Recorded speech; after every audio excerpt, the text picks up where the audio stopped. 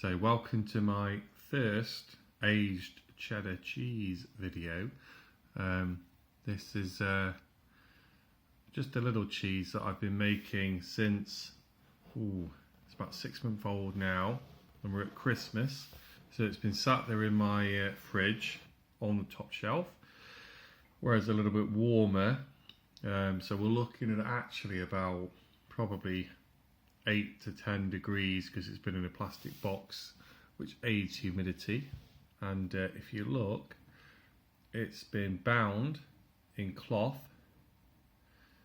and it's got some nice moulds forming on the outside, and I've been turning it every couple of days. So there's some little sort of black bits here and there and green bits, but generally it's looking, I think, reasonably nice. So we're looking at about, I don't know, 4, 5 inches, maybe a bit bigger across. Fairly firm, see to the touch. It's quite hard if I push down. I think I probably pressed it a little bit too much, but it's my first go, so you maybe got to let me off. So, as I said, this is 6 months. Let's have a go. I'm going to cut in. Feels very firm. We're cutting through bandaging as well. You can see there's the bandaging, so it's kind of firm. There we go. We'll cut through.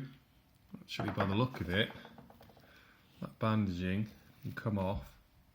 It's quite interesting because the mould has grown on the bandage. There's actually very little on the cheese. So that's a whole piece that's come off. So you can see that was the inside, and that's the outside, which is interesting. And then technically, if we're going to do that, we might be able to take the top bandage off as well. Like I said, this is my first time, so it's kind of interesting. So pulling that off, there's more mould on the top. And there we go. There's the bandage. That's the outside. So generally it seems to have done its job. There's clearly a bit of mould on top there. And then underneath, so like I said, I've been turning it every few days. So let's see what happens. That's another circle. I think it's generally done its job. I mean, if you're trying to keep the mould off, it's not too bad. And it was a bit of lard as well that we put on the outside, and that seems to have kept it looking nice. So let's go all the way to the bottom. We'll take a little wedge out. Like I said, it's kind of uncharted territory, this one. So I've got a thin sliver. So there's my cheese. There's the inside as such. I'll have a sniff. Smells just, well, not of much really. Let's give it a taste test.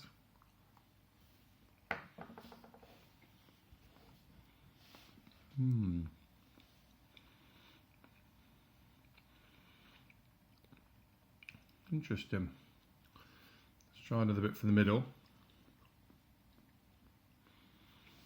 Kind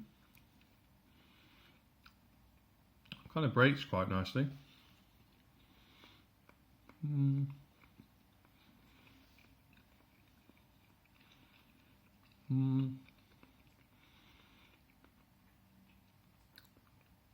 What's interesting is it started to smell more cheddary, more cheesy, but the texture is similar to what it was previously, but it's slightly dried out. It's not bad. It's not good. It's not amazing, but it's interesting. What surprises me is that potentially what would happen if you left it in the bandage for another 6 months, because that's not bad. It's just not a normal cheddar. But like I said, I personally think I probably pressed it a little bit too much, and so whether it's gone a bit hard. But what's really interesting is when you look at the actual consistency, although the outside, this cheesecloth looked quite mouldy and it seemed to be quite hard, what's very obvious is right from the edge here, all of this is edible cheese. I was really worried that it'd be too dry to eat, but all of this is perfectly edible. So what it goes to show is that after 6 months of aging in the fridge, and all I did is put it in a plastic box, it's absolutely perfectly fine. The whole cheese is edible, which tells me I can now make more cheeses with that method. So to all intents and purposes, that's been a really successful trial of making a cheddar. I think my only point would be is not to press it quite as hard, and I think this probably needs 12 months, so I'm just going to make a few more, bandage them up with the cheesecloth. Like I said, this was just one piece of cheesecloth, and then it had a layer of lard, and it's just been aged in a normal fridge, no cheese cave or anything like it. Flavour's good. So there we go, that's my Christmas cheddar cheese, homemade.